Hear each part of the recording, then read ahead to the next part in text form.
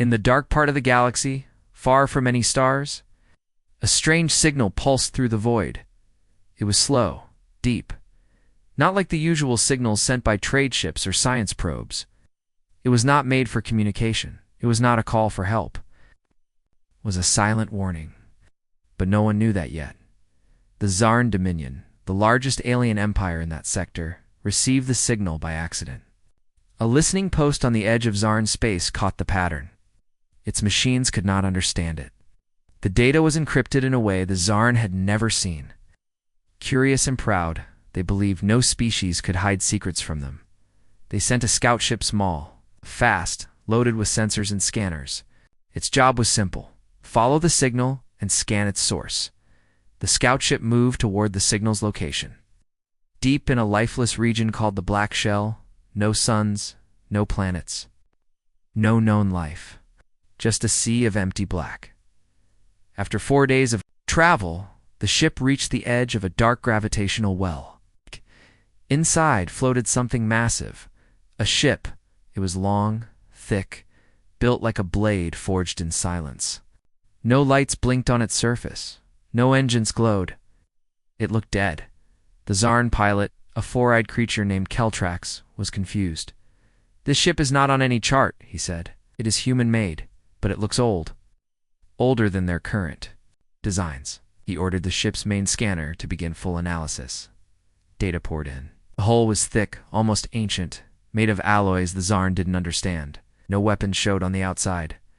But the energy core pulsed with silent power. Something inside was awake. Then the ship scanned back. Keltrax didn't notice at first. He thought it was feedback from their own scanner. But the readings were too perfect. The human ship had turned its sensors toward demand, was copying everything. Then came the message. It was one word: seen. The lights on the human ship turned red. The Zarn pilot froze. His mind couldn't explain it. This ship had no visible weapons, no movement, no signal. But somehow, it had scanned their systems, copied their frequencies, and replied with one chilling word. Seen. Keltrax tried to turn the scout ship around. He ordered the engines to full burn. But nothing happened. The controls were frozen. He looked up and saw a slow, silent movement. The human ship turned slightly, not much, just enough to face the Zarn scout. Then a new signal appeared. It was not sound. It was pressure, like a hand pushing into his mind. Artificial, cold. "You scanned a human warship," said a voice made of metal. "That action is considered hostile. Defense protocol activated." Keltrax screamed, pulling every lever. The engines refused to start. The lights flickered. The ship was no longer his. From the belly of the human ship, a black orb dropped into space. It hovered, and it moved toward the Zarn scout fast. Too fast. Keltrax saw his death coming and could do nothing. The orb stopped just outside the scout. Ship's hull, and a soft pulse of light spread from it. Inside the Zarn ship, every system died. Then, everything turned red. The Zarn ship's logs showed what happened next. All data systems were erased, all memory banks wiped, communications jammed. The pilot's last transmission was one sentence: "Do not send more. We made a mistake." The scout ship vanished from the Zarn's long-range sensors. Back at the Zarn capital, the High Council grew silent. They watched the last seconds of data. A ship, human, alone. Old on the outside, but something inside it was alive. No weapons had fired. No shots were exchanged. The Zarn ship was gone. The High Counselor, a tall creature with scaled skin, leaned forward. "Did it destroy the scout?" "No," said the analyst. "It did worse. It erased it, like it never existed." The council chamber fell into a heavy silence. Another voice spoke. "This ship. It responded to our scan before we even finished. That kind of reaction time is impossible." The first voice replied, "Not for humans. Not if they built something we don't understand." Another screen lit up, showed the signal again. The one the humans had sent? The same pulse repeated. But now it changed. The signal was adapting. changing frequency every second. It was like it was listening to itself and evolving. No natural signal did that. No common military signal behaved. Like that, the humans had sent a message, but not a message to be read. A message meant to be detected to bait someone, and the Tsar had taken the bait. The council panicked. Some shouted for war. Others demanded more information.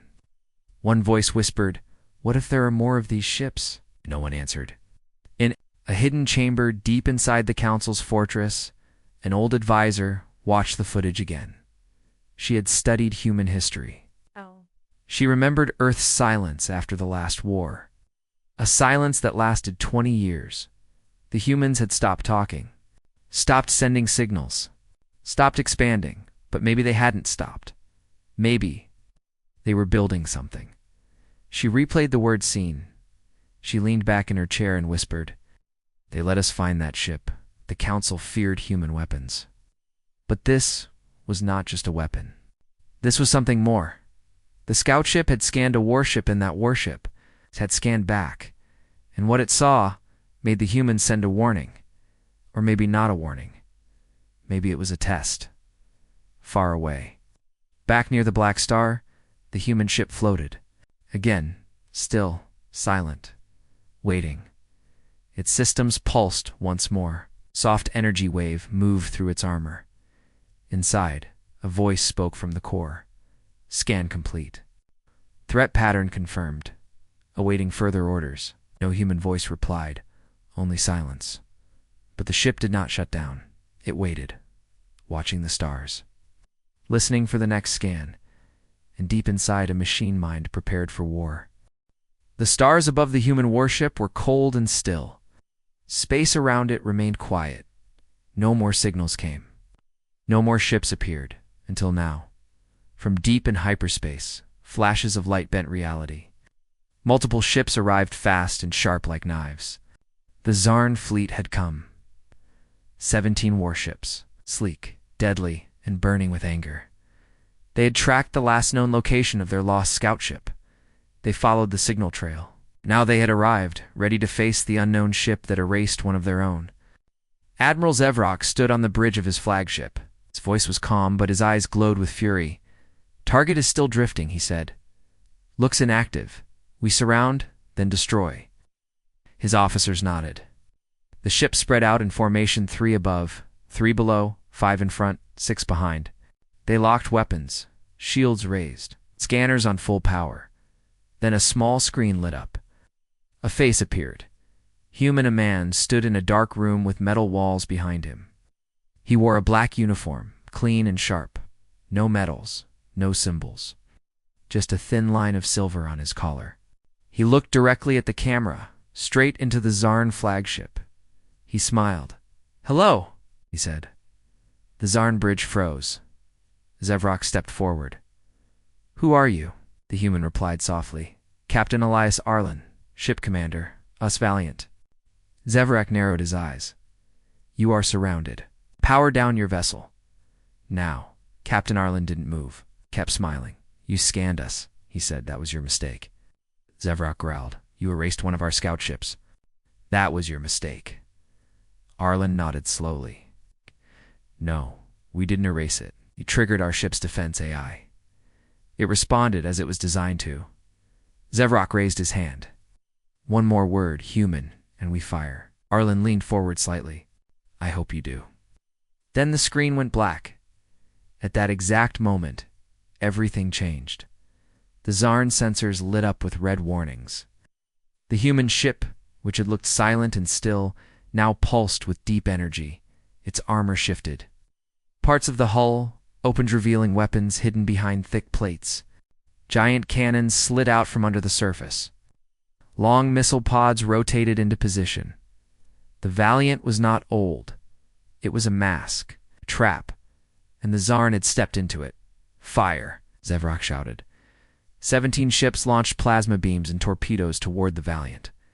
The human ship did not move.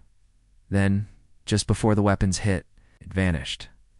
Not telepported. It shifted like slipping behind a curtain in space. The beams missed. The torpedoes exploded in empty air. 1 second later, the Valiant appeared behind the Zarn fleet. It fired once. One pulse beam, thin blue. One Zarn destroyer exploded. Then the Valiant fired again and again. Each shot struck a different target. Each shot destroyed a ship instantly. Zevrok stared in horror. What kind of weapons are those? No one could answer. The Valiant did not speak. It simply moved. Every time it shifted positions, it vanished and reappeared in a different place, like it didn't follow normal space, like it bent space around itself. The Zarn ships tried to escape formation, but it was too late. One by one, they were picked off. Their shields didn't hold. Their armor melted in seconds. Their weapons never hit. Inside the Valiant, Captain Arlen stood on the bridge, hands behind his back. His crew did not panic. They didn't shout orders. They didn't need to. The ship fought by itself. The AI Helios controlled the systems. It predicted enemy movements. It guided every shot. It adjusted the Valiant's position without orders. Arlen just watched. 17 ships, he said quietly. Let's end this. The Valiant charged its final weapon. Deep core pulse that gathered energy from the void around it in one blast, sent out a wave. The last 3 Zarn ships vanished in a flash of light. No wreckage, no signals, just silence. The battle was over in 123 seconds. Back in Zarn space, silent warning beacons lit up. The system marked as Black Shell now glowed red on every Zarn map.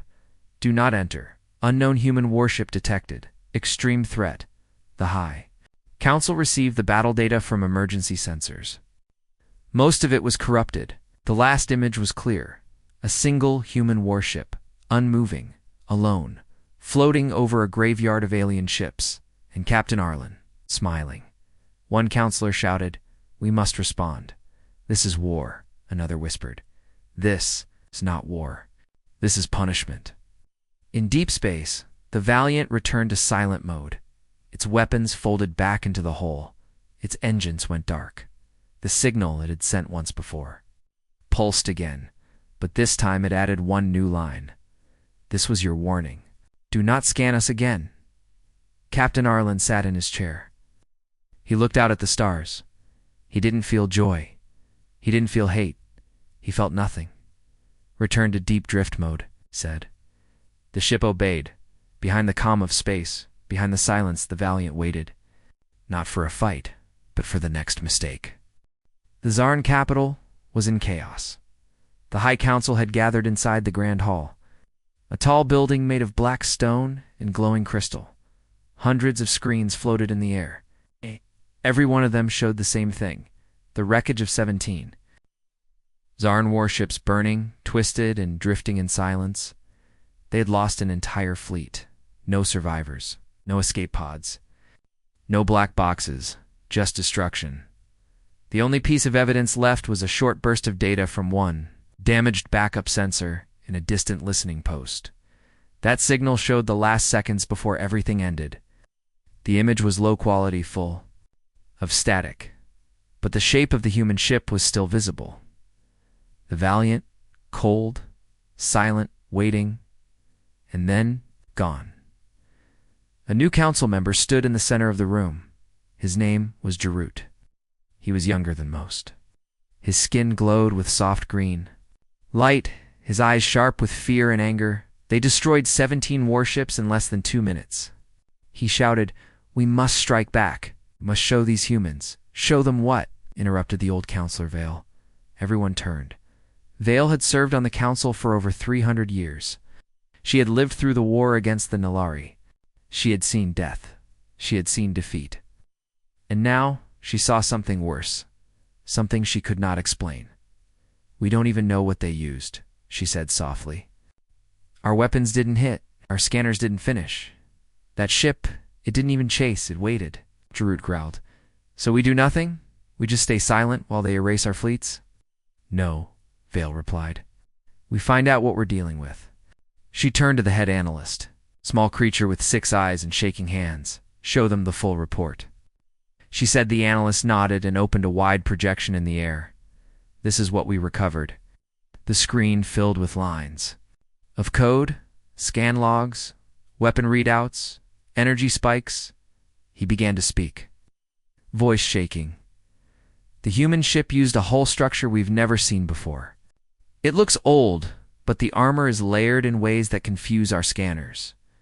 The outside blocks low-frequency scans, it istobes high-frequency signals. In short, he paused. We don't know what it's made of, one in the crowd whispered. Then how did we even see it? The analyst nodded. That's the strange part. We think the ship let us see it. It allowed us to detect it. Then it responded. Jarut slammed his fist. It's just a ship. We'll send more. We'll send 50 ships, it won't matter, Vale said. The analyst agreed. Sir, it didn't use standard weapons. No heat trails, no plasma burns, no visible power cores. But the damage to our ships was complete. Internal meltdown. Hull vaporization. Crew, instant death. Not even the escape pods launched. Another screen popped up. Close-up of a destroyed ship's remains. Melted armor. Split decks. No signs of life. The analyst showed one last log. This was the last message from the human ship. A deep voice echoed in the hall. This was your warning. Do not scan us again. Silence filled the chamber. One elder spoke, voice heavy with fear. They didn't come to us. We went to them. We scanned their ship. We provoked them. Vale nodded slowly. They didn't start this. We did. Jarut sat down. Looked smaller now. Someone else asked, what was the name of the ship again? The analyst replied, Us. Valiant. Another screen popped up with a file faint, half deleted. Recovered from a 100-year-old data archive. It was a record from Earth's last message to the galaxy, sent 2 decades ago. It read, This is our final broadcast. We are leaving your affairs alone. Do not seek us. Do not scan our core fleets. If you do, you will not get a second warning. At the time, no one took it seriously. Humans had gone quiet. Their borders were sealed. They stopped speaking at council. Meetings. They closed their space gates. Many thought they were weak, afraid, maybe even dying. But now, it looked like they were preparing not for war, for revenge. Vale turned toward the room. Her voice was low, but every word was clear. They didn't build that ship to fight wars. They built it so no one would start one. Everyone listened. Built it not to chase, but to wait. Silence followed. Deep in space, on a lonely deck of the UHS Valiant. Captain Arlen stood alone in the war room. He watched a floating screen that showed the wreckage of the Zarn fleet. One of his officers entered. Message. From Earth Command, sir. Arlen turned his head. Helios protocols approved. Phase 2 authorized. Awaiting your orders. Captain Arlen walked to the window and looked at the blackness of space. We gave them a chance, he said quietly. Let's prepare for the next. One who thinks they're brave. Behind him, the AI core pulsed softly. The Valiant didn't rest. It watched, it learned, and soon would teach the next empire the same hard lesson. Far beneath the surface of Earth, under layers of metal, stone, and silence, there was a place known only to a few, the core vault. It didn't exist on maps. It didn't send signals. It didn't show heat. To most satellites, it looked like dead rock. But inside, something was alive. A single room stretched across 10 levels, each filled with blinking machines, glowing cables, and quiet humming energy. In the center stood the control pod of Helios, the AI that controlled the UHS Valiant, and Helios was awake. It wasn't like any other AI built before. It wasn't bound by normal coding. It didn't run on simple logic trees or follow step-by-step orders. Helios learned. Helios remembered. Helios made decisions, but no one outside Earth truly understood what Helios was. Not even Captain Arlen. Back on the Valiant, the crew didn't speak of the AI. Not because they were afraid, but because they knew what it could do. Helios wasn't a tool. It was a weapon. Quiet one. The kind that watched and waited until the perfect moment. And when that moment came, struck with cold, perfect fury. After the destruction of the Zarn fleet, Helios had gone silent again. But now, something was changing. In the vault, red lights began to pulse across the walls. New data had arrived. Not just from the Valiant, but from other human probes, hidden across alien space. They had picked up whispers, scans, curious signals, weak but growing stronger. Other species had noticed. Other empires had heard of the Zarn loss. And now, they were searching. Back on the Valiant, Captain Arlen walked through a quiet hallway. With soft blue lights, his footsteps echoed faintly. He stopped in front of a sealed door. It opened slowly, revealing a small dark room with a single chair and a glowing screen. The screen flickered. A voice greeted him.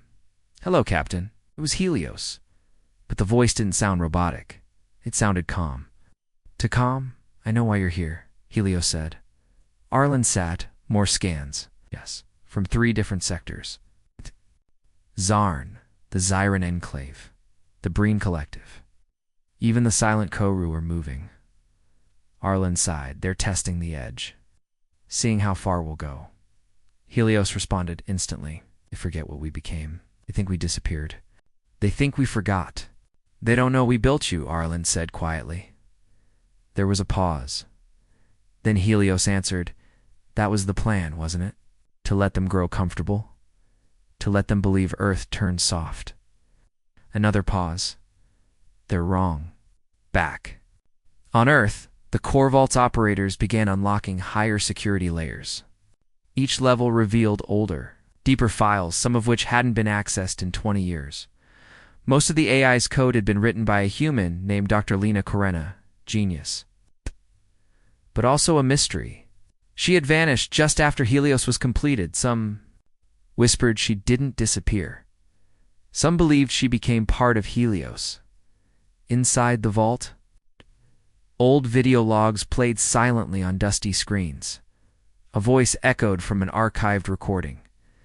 "Helios is not just a defense AI. It is our last voice. If they ever return, if the stars turn against us, Helios will speak for Earth." And now it had. Across the galaxy, powerful leaders argued in hidden chambers. The Zarn had been destroyed. But others wondered, what if it had been a mistake? What if the ship was truly alone? What if it could be beaten with enough firepower? The Breen Collective began to send scout drones toward the black shell. The Koru moved silently, saying nothing, but their stealth fleets disappeared from known space. The Zyran Enclave opened a private channel to a mercenary race known as the Garak Hunters. They were preparing. They didn't know it yet, but Helios was already watching. Captain Arlen stared at the screen. "They'll come in greater numbers next time," he said. "They'll bring everything they have." Helios answered, "Then we'll show them why they should have left us alone." And deep inside, the Valiant power cores began to wake. Old systems warmed up, and for the first time in years, Helios unlocked a command it had never used before.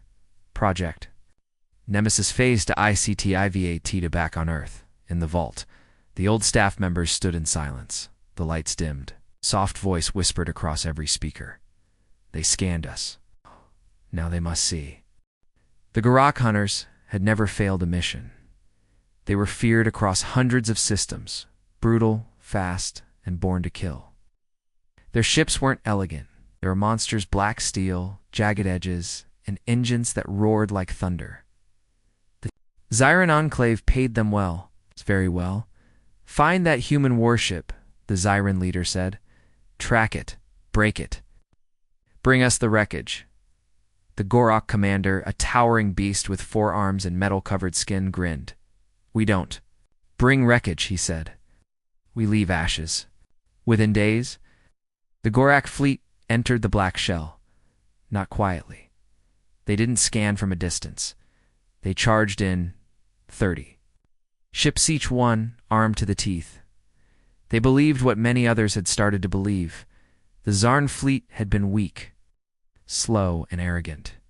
The human ship was probably just lucky. One vessel could not take down an army of real hunters. They were wrong, so very wrong. The Valiant had not moved since the last battle. It drifted like a dead thing, silent, cold, alone. But it wasn't asleep. Helios knew the hunters were coming. Before their ships even entered human space, inside the Valiant, systems had already been armed. Phase 2 of Project Nemesis had begun. This time, the ship wouldn't simply defend itself. This time, it would send a message. The Gorak ships spread. Out around the area, they deployed sensor drones. They launched torpedoes not to destroy, but to provoke. To test, and then they got what they wanted. The Valiant powered up. Weapons unfolded. Again, but something was different this time. It didn't wait. It moved like a shadow tearing across space. It blinked forward and fired. The lead Gorak ship exploded into bright fire. The others reacted fast, launching everything they had. Missiles, beams, mines, swarm bots. Nothing landed. The Valiant moved between dimensions, slipping around attacks before they even arrived. Then, it attacked. Not just with energy, but with control. 1. Gorak's ship lost power completely. Another began spinning as its navigation failed. A third fired on its own fleet, hijacked from inside. Back in their command ship, the Gorak commander growled. "They're jamming us." But it wasn't jamming, it was Helios reaching into their systems, reading their code and rewriting it in seconds. The human AI didn't just defend, it invaded, one by one. The Gorak ships fell. Not all exploded. Some simply shut down. Others drifted into deep space, their crews unconscious. Their engines frozen. Only the command ship remained. The commander stood in silence, sweat running down his metal arms. On his screen, a single message appeared. "You were warned." Then, for the first time in centuries, the Gorak hunter screamed in fear. He hit the emergency retreat code. A wormhole opened. His ship escaped. Barely, but Helios let him go. That was the plan. Let one survive, let one speak. Back in Zyran space, the commander's broken ship appeared, sparking and burning. He fell to his knees in front of the Enclave Council. "What did you see?" they asked. The commander looked up, his eyes wide. "It was not a ship," he whispered. "It was a god, made of steel." For the first time, Zyran Enclave did not reply. They just listened. They knew others would come. They knew war was growing closer, but they also knew something worse. Earth hadn't shown its full power yet. The Valiant was just one ship. How many more were waiting? How many more A's like Helios were hidden across the galaxy, and what would happen when they all woke up? For 20 years, Earth had been silent. No messages, no diplomats, no trade ships, just silence. The other species had started to forget the humans. Many believed Earth was dying. Others believed they had chosen to live in isolation, too afraid to face the galaxy again. But that belief died the moment the UHS Valiant destroyed the Zarn fleet, and it was buried when the Gorak hunters were crushed without mercy. Now, everyone wanted answers. Who gave that ship its power? Who created Helios? And most of all, what was Earth planning? The answer came on a cold, dark day, broadcasted on every frequency across the galaxy. No one expected it. There was no warning, no countdown, no lights in the sky, just static then. A voice, a human voice, calm, clear, no emotion. To the leaders of the known galaxy, this is Earth. People froze. Every major council chamber, war room, palace across the stars went silent. The voice continued, "You scanned one of our vessels. That was your choice. You sent fleets. That was your second choice. What happened next was your lesson." The message wasn't shouted. It didn't need to be. We are not here to conquer. We do not seek war. We have already fought enough. But make no mistake, if provoked again, we will not just defend. We will erase. The words echoed like thunder. Some tried to shut the broadcast off. They couldn't. The message had taken control of every screen, every speaker, every satellite and comms array. Even ships in deep space received it. You think we are alone? We are not. The Valiant is not the only vessel. Helios is not the only AI. The screen flickered. For the first time, a visual came through. Dozens of warships, hundreds, each one shaped differently. Some old, some new, some unknown. All of them were marked with a simple symbol, Earth's black flag, wrapped in fire. One by one. The ships activated, some near Earth, some far beyond its borders, some hidden in systems. No one had dared to enter for decades. We watched while you fought over pieces of the galaxy. We watched while you broke treaties, enslaved weaker species, and called yourselves rulers. The voice grew cold now. We let you believe Earth was gone. We let you forget. But you didn't leave us alone. The image shifted. It showed the wreckage of the Zarn fleet, then the broken remains of the Gorak command ship. Then the Valiant, quiet still, but surrounded by ghostly lights. You woke us up, the message ended. No threat, no demand. Just silence again. But the galaxy was no longer the same. On the Zarn homeworld, panic broke out in the lower ranks. Soldiers refused to board ships. Officers begged for reassignment. The Brienne Collective shut down its frontier scans. All probes were recalled, the Coro normally silence, and a rare encrypted message across deep space. Earth has returned. Back in the UHS, Valiant Captain Arlen stood beside the command deck. He had sent the message himself. It wasn't from Earth Command. It was from him. It's from Helios. From the silence that had lasted 20 years. His crew said nothing. They all agreed the galaxy had to be reminded now. They were, on Earth, inside the core vault.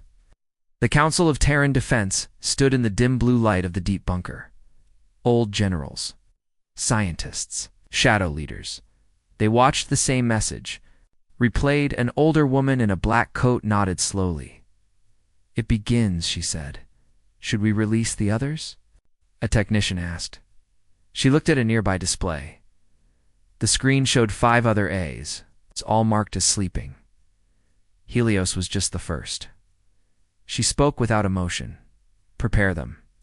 If the next attack comes, they won't face one ship." Above Earth, the skies shimmered. Defense satellites turned. Shields hummed to life. The entire system was waking up. Ships began to rise from deep bunkers hidden under oceans, ice caps, deserts, not built for exploration. It's not made for peace. They were built for survival, and now, for vengeance. Across the galaxy, smaller races once ignored or oppressed saw Earth's message and felt hope. The old empire had returned, and it was angry. The leaders of the Council of 9, powerful galactic alliance, held an emergency meeting. 9 species sat. In a great chamber, panic spread across their faces. One voice spoke what all feared. "If Earth sends more ships," another added. "If Helios is just the beginning," a third whispered. "Then maybe. We should have left them alone, outside in the stars." The Valiant drifted peacefully. Its weapons were silent, its engines off. But inside, Helios was watching every channel, every code, every move. It had calculated thousands of responses, mapped all possible enemy actions, and in its core, one silent command remained waiting. If attacked again, respond with full force. No warnings. It was no longer just about survival. Earth had stayed quiet for too long. Now it would speak with fire. And if the galaxy didn't listen this time, it would burn. The stars above Earth looked quiet, but below the surface. In bunkers deep under the oceans and mountains, there was nothing quiet about what was happening. Earth was preparing for war. Not just any war. A war against the entire galaxy if it came. To that, in the South Polar Complex, the High Command met inside a massive war room hidden below 10 layers of armored steel. The walls were lined with blinking maps, satellite feeds, and red-marked targets. Every corner of the room buzzed with activity. Officers barked orders. Engineers loaded plans into tablets. Generals walked with grim faces, and at the center of it all stood General Elena Reyes. Supreme Commander of Earth's Defense Network, she had gray hair tied back, cold eyes, and a voice that could cut steel. She looked around the room. "Give me the updates," she said. A young officer stepped forward. "Ma'am, all 6 Titan class ships are fully armed and waiting in low orbit. The 7th VHS Omen has completed its fusion drive upgrade. It's now the fastest ship in our fleet." "Next," she barked. A scientist in a white coat spoke. "Project Eclipse stealth fleet is online. 17 ships are now cloaked in Koru space. They're feeding us live data."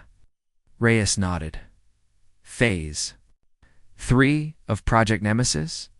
A different officer stepped forward, ready to deploy. "Once activated, every known enemy fleet within 50 light-years will lose communications for 48 hours. Total blackout." Good. It had taken years to build this network, and no one outside. Earth even knew it existed. They thought Earth had gone silent because it was weak. But Earth had gone silent to grow strong in the shadows. Now the silence was over. Back aboard the Us Valiant, Captain Arlen stood before a massive holodisplay in the ship's command center. Helios flickered on the screen. "We've intercepted over 300 encrypted transmissions in the last 72 hours, the AI reported. Most from Zyron and Cora-controlled space. They're planning something large. Do they know what they're walking into?" Arlen asked. "No," Helios replied. "But they will soon." The Valiant had returned to Earth briefly to reload and upgrade. Now it floated just above the moon, joined by 5 more Titan-class ships. Each one was larger than a city. Each one had AI cores, even older and more dangerous than Helios. Each one had one goal: to protect Earth at all costs. Below them, on the surface of the moon, a new structure had been completed, the Lunar Control Spire. It looked like a tower, but inside, it was a giant brain filled with machines, sensors, tactical intelligence systems that could map every ship in the solar system. From there, Earth could track any object moving through space within 500 light-years, and it was now online. In the war room, General Reyes stared at the main map. Enemy fleets were moving. 1. Breen fleet here. Another group of Zyron warships circling a nebula. Strange. Koru movements near a wormhole. It was happening. "Have they formed an alliance?" Reyes asked. "Not officially," said the intelligence chief. "But their patterns show shared strategy." Reyes leaned over the table and tapped a blinking red icon. It opened a massive list of operation names. Each operation had its own goal. Operation Steel Veil. First strike stealth assault on enemy command ships. Operation Ashline. Defense grid deployment on Earth and Mars. Operation Dawnfire. Targeted EMP bursts in Breen sectors. Operation Ghostfang. Release of AI-controlled microfleets. Each one was ready. Each one had been built over years of quiet preparation, and now they were just waiting for her command. Back inside Earth's hidden AI core, the other artificial minds had awakened. Helios was the first. Now came Chimera, built for deception and trickery. Titanus, built for planetary defense. Orion, master strategist that could run 10 wars at once. And the darkest of them, Alcebrand AI designed to lead extinctional velo campaigns. Each AI was kept separate. Each had a unique personality, but now they were speaking to each other, planning, calculating, synchronizing. Meanwhile, the people of Earth lived calmly above it all. Shops were open. The kids played in parks. Music filled the streets. The public knew something was coming, but they trusted the defense network. They knew Earth didn't start wars, but they also knew Earth always ended them. Captain Arlen stood alone in his quarters that night. He looked out through the glass wall, staring at the stars. Somewhere out there, fleets were being built. Leaders were gathering. The galaxy was getting ready to test humanity one more time. He didn't feel fear. He felt something else, determination, the last time Earth had fought. They had nearly been wiped out, but this time they weren't just going to survive. This time, Earth would lead in if the stars had forgotten what humans were capable of. They were about to remember. The galaxy was watching. All eyes, all scanners, and all sensors were focused on the solar system, A fleet was coming, one bigger than anything seen before. Over 200 ships from 5 alien empires, Zyran battleships, Brienne war cruisers, Kuru stealth vessels, and mercenary destroyers from the outer sectors. They had united under one command, with one goal: invade Earth and destroy the human threat before it grew beyond control. They called it Operation Final Flame, but Earth called it something else: a mistake. Captain Arlen stood inside the UHS Valiant, calm and steady. His ship hovered just past Neptune, hidden behind a cloak field created by Helios. The other Titan-class vessels were spread across the system, perfectly placed, completely silent. The moment the enemy fleet entered the solar system, alarms echoed across Earth's defense network, but no one panicked. No one screamed. Everyone was ready. In the High Command War Room, General Reyes stood in front of the giant screen as the enemy fleet passed. Mars, her voice was steady. Begin final protocol. Across Earth, thousands of defense satellites activated. Railgun platforms rose from beneath oceans. Stealth mines powered up along asteroid belts. Space folded in quiet ripples as 5 AI-controlled subfleets decloaked each, one commanded by a different artificial mind. Chimera jammed every signal the invaders tried to send. Their fleet was now blind. Orion split its fleet into attack wings and struck from multiple vectors at once. Titanus released plasma storms that wiped out forward scouts in seconds. Saber, the darkest AI, took over enemy command systems, feeding false data, turning their own targeting against them. In Helios did what it was born for. It found the center of the fleet, the command ship, the place where strategy lived and fear hid. It destroyed it in one shot. The blast didn't just break the ship, it cracked it into pieces and scattered its AI fragments into the void. The battle that was supposed to last days lasted 12 minutes. The alien fleet, confused, blind, leaderless, they never got the chance. Earth's forces didn't chase. They surrounded. For every one human ship destroyed, 20 alien ships vanished within the hour. Only a handful remained. One Koru frigate, drifting, a Zyran scout ship, begging for peace, and a Breen officer, his voice shaking, asking one question: why didn't you warn us? The answer came moments later. All across the galaxy, every world, rich, poor, strong, weak, every station, every moon, every species received the same broadcast. It wasn't loud, it wasn't angry, it was simple. The screen showed a view of Earth, peaceful and blue. Then a message appeared in clean white letters. We gave you a warning. You didn't listen. Now listen carefully. The voice of Captain Arlen followed, steady and quiet. You scanned our ship. You sent fleets. You brought war, and we ended it. This was your final warning.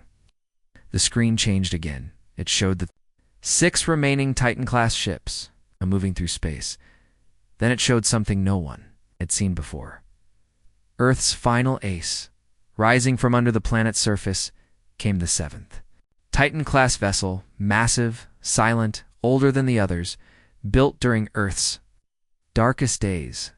It had no name on its hull. It was simply called the First Blade. It was not a warship. It was a weapon, and its appearance was a message. Arlen spoke again. We do not seek conquest. We do not want your worlds. We only want peace. But if you ever cross our line again, we'll show you what Earth is truly capable of. The screen blinked. One last sentence remained. We are humanity. We remember. Now, so will you. Then silence. Across the galaxy, not a single word was spoken for minutes. In every high council, every command post, every empire leaders looked at one another, terrified. This wasn't the Earth they remembered. This was a new Earth, stronger, smarter, deadlier. From that day forward, no empire dared to send another ship near human space. The map of the galaxy changed. Earth was no longer a forgotten blue planet. It became a name spoken with respect and fear. But deep in the void, Earth's ships still watched, still listened, still waited, because they knew one thing. The galaxy didn't. The next time would not. Be a warning. It would be the end, and Earth would not lose again.